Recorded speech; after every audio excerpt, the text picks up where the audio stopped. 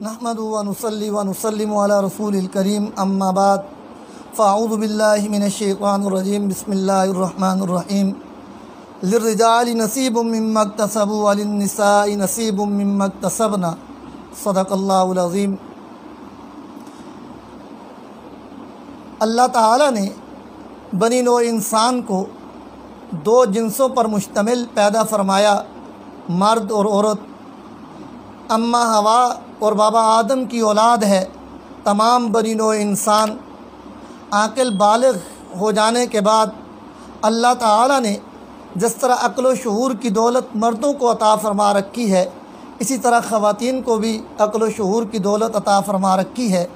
जिस तरह मर्द ज़िंदगी की गाड़ी को चलाने में बुनियादी और मरकज़ी पहिए की हैसियत रखता है, इस तरह ख़ातून खाना भी मर्द के साथ ज़िंदगी की गाड़ी चलाने में बराबर की हैसियत दूसरे पहिए की रखती है।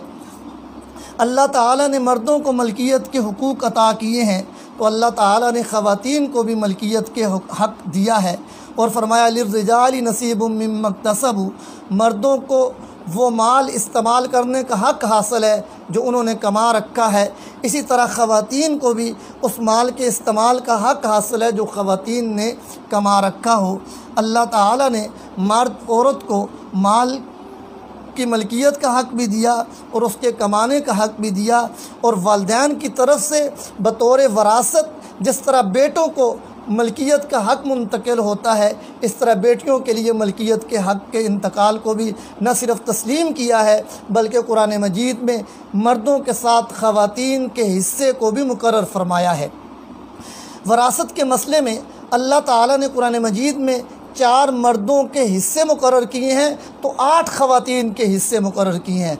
मर्दों के मुकाबले में ख़वातीन की डबल हैसियत से उनकी डबल तादाद में हिस्सों को मुकर्रर किया।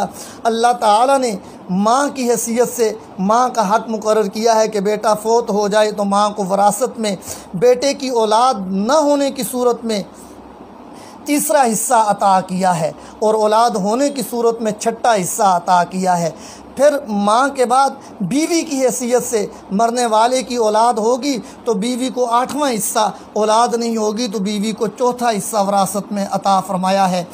फिर बेटी होने की हैसियत से कुरान करीम ने एक औरत के हिस्सा वरासत को मुकर्रर किया है। अगर बेटी तन्हा हो तो वो बाप के निसफ़ माल की मालिका है। अगर उसके साथ और बहनें भी हों तो 2/3 हिस्से की मालिका बेटियाँ ही बेटियाँ हैं।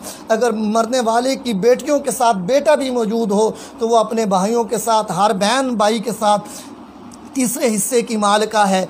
फिर बेटियों के साथ साथ शरीयत ने पोती का हिस्सा भी मुकर्रर किया है कि मरने वाले की पोती मौजूद हो, अकेली हो तो वो बेटी की तरह निसफ़ माल की हकदार है।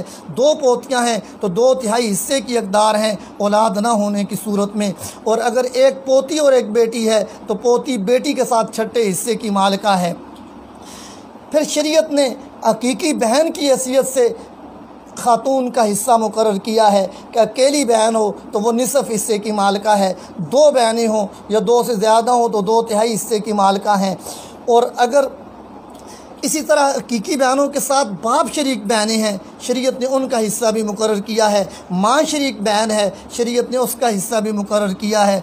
तो शरीयत मर्द को जहाँ हिस्सा देती है कि बेटा बाप का वारिस और मालिक है जायदाद का, तो बेटी भी इसी तरह बाप की वारिस भी है और फिर जायदाद की मालिका भी बनेगी।